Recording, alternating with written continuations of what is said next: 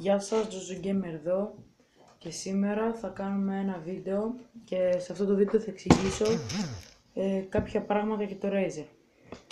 Λοιπόν, το βίντεο δεν έγινε τόσο καιρό γιατί το δοκίμαζα και είχα πρόθυμα αυτό, συγγνώμη, οπότε θα ανέβει σήμερα. Λοιπόν, το λογικά θα ανέβει πάλι με το ίδιο Razer, πληκτρολόγιο εννοείται, στο άλλο κανάλι του Crazy Gamers, θα βάλω το link από κάτω μάλλον, όχι μάλλον, σίγουρα.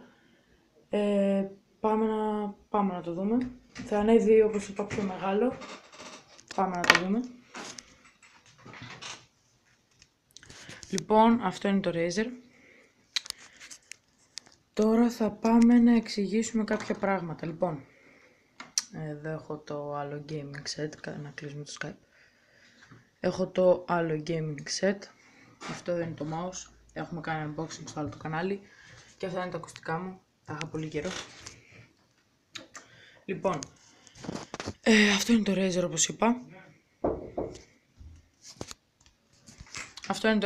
είπα. Λοιπόν, τώρα θα εξηγήσω την άνεση που έχει, ποιότητα και πώς είναι για μένα. Ενώ όχι ποιότητα, ενώ πώς είναι για μένα, αν με βολεύει όχι. Λοιπόν, καταρχήν είναι όλο πλαστικό όπως όλα τα πληκτρολόγια. Από κάτω είναι έτσι, οι βάσεις του έχουν, δεν θυμάμαι πώς τα λένε για να μην γλιστράνε, όπως θυμάται μάλλον και το ξέρει να μου πει στα comments, έχει εδώ. Λοιπόν, όπως είδατε έχει φως, μετά θα το κάνουμε και θα το πράσω λίγο από πάνω στο κινητό και σουπ, για να δείτε πώς είναι τη νύχτα. Λοιπόν, τα βλέπετε αυτά εδώ τα φωτάκια, ωραία. Αυτά εδώ το game mode που είναι για να το ενεργοποιήσω όταν παίζει ένα παιχνίδι, ενεργοποιείται από αυτό εδώ το κουμπί και το F10. Οπ, το είδατε, ωραία. Από εδώ πάλι με το FP χαμηλώνει η φωτεινότητα και ανεβαίνει η φωτεινότητα με το F11 και 12. Εμένα με έχει βολέψει απίστευτα. Μια φορά μου είχε πέσει νερό πάνω όταν έπαιζα λούλα από τα νεύρα μου. Είχε πέσει νερό πάνω, όχι πολύ, μην φανταστείτε. Εδώ, αν θυμάμαι καλά, εδώ είχε πέσει.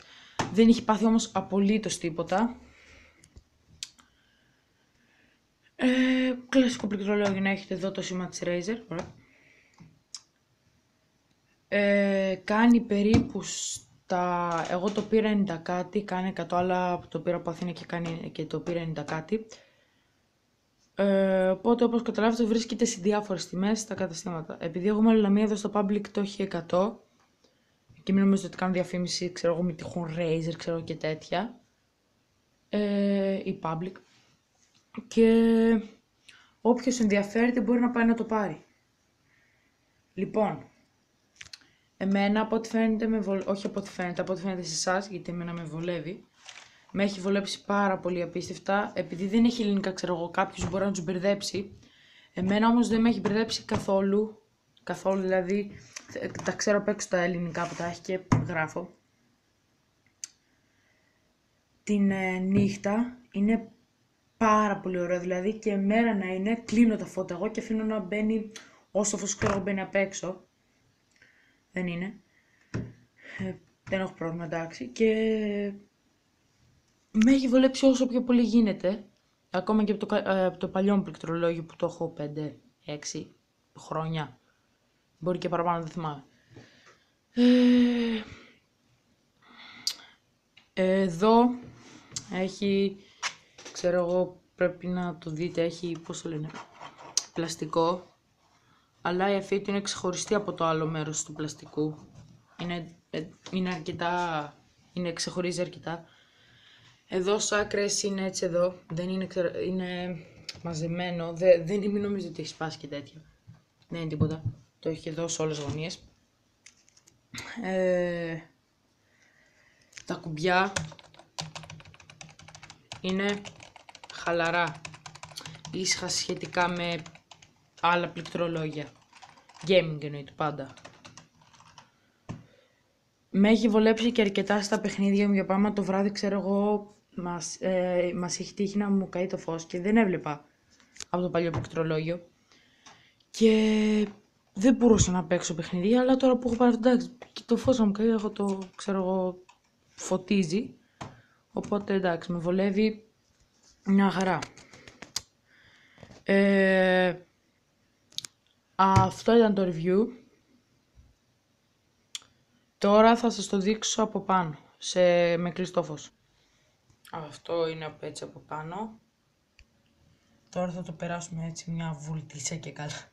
Βουλτίσα.